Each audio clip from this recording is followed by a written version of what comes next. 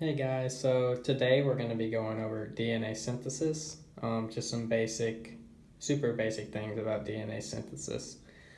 Um, some basic info that we need to understand before we start going over DNA synthesis is that DNA is made up of nucleotides. Nucleotides form the basis of DNA. Nucleotides are put together by a phosphate, a sugar, and a base.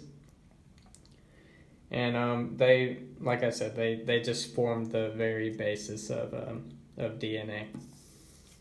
What we also need to know about DNA strands are that the strands move in opposite directions. They're anti-parallel to one another. So let's say this is a DNA strand, and this is a DNA strand. And here we have the base pairs of these two DNA strands. As we can see, we have one DNA strand going in this direction, and then another DNA strand going in this direction. One's moving from a 5' to 3' direction, is what we call it, and then this one is going from this 5' to 3' direction. They're moving in two opposite directions. So that's just basically what anti-parallel means, is that the two strands are going to be moving in opposite directions from one another. So let's get into the meat of DNA synthesis here. Here is just a super easy drawing of a DNA helix. Here we can see are two strands. Like I went over, one is moving in a 5' to 3' direction, and the other one is moving on this side in the opposite direction from a 5' to 3' direction. We have our base pairs right here. These base pairs are holding the DNA together. But as we can see, as we move farther down the DNA, something is causing these two DNA strands to come apart. And this is called the DNA helix, this little clamp right here that's forcing these DNA strands to come apart is called a helicase. This helicase is basically a helix breaker. It just breaks apart these two parent DNA strands from each other.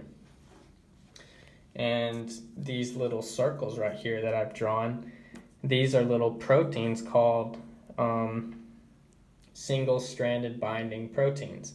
And what they do is, as this helicase is breaking apart these two DNA strands, these proteins are keeping these DNA strands apart from each other. They're just holding these two strands from closing back together or cleavaging back together.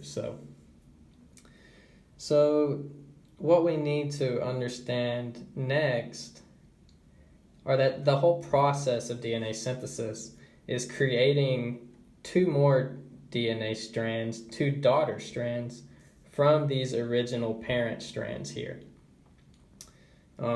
I tried to separate them apart as best I could.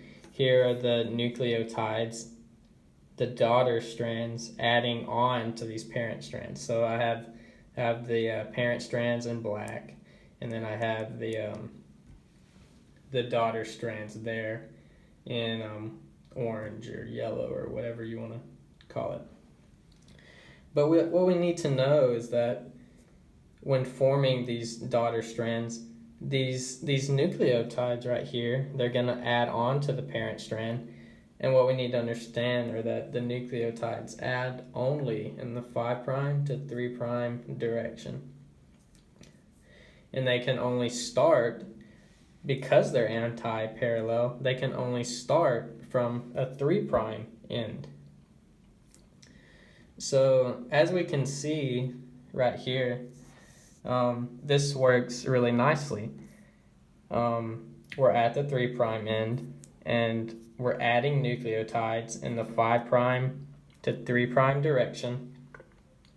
Like I stated right here, nucleotides add in the 5' and the 3' direction. So we can do that right here. It works fine. And this is a continuous process because there are no problems here. And we call this continuous strand the leading strand because it's just a continuous flowing process. So what about the second strand? Here is where we run into a little bit of problems.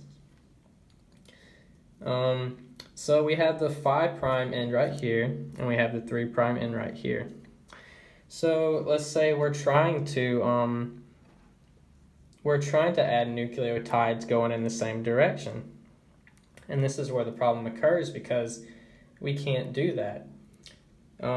We can't add from this 5' to 3' direction because, like I said, the nucleotides have to add from a 3' end, and right here is a 5' end. So we can't do that because the daughter strand, like I said, 2 strands are going to be anti-parallel. So on this end has to be a 3' end. And like I've said, nucleotides add only from a 5' to 3' end. They're not going to add from a 3' to 5'. So what has to happen is, instead of building or adding this way, it's going to have to build this way instead, like I have drawn here.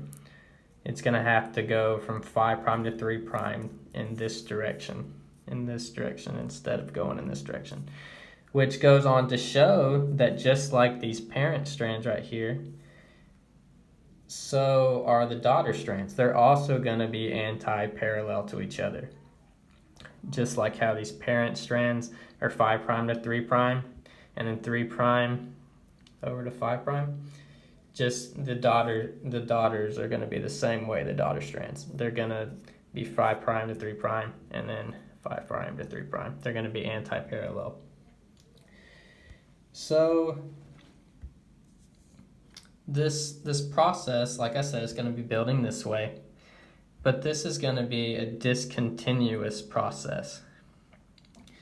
And we're going to need these fragments called Okazaki fragments.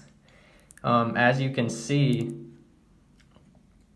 it's fragmented, and these there's going to be fragments and then a gap, and then fragments and then a gap, and then fragments and a gap.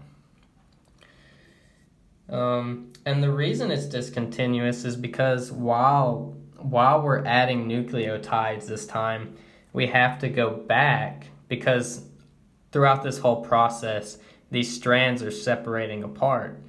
So we have to go back and add fragments back here while we're also adding fragments right here because of the separation in the strands.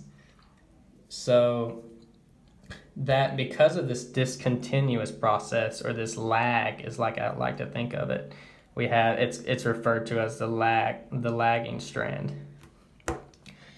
And what these Okazaki fragments are going to do, or what they are they're short DNA sequences that are later going to be linked together by DNA ligase, which will form the lagging strand.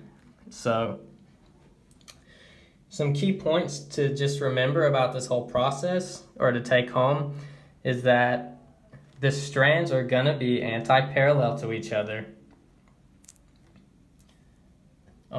That's one thing that we have to remember about this, is that they're going to be anti-parallel to each other.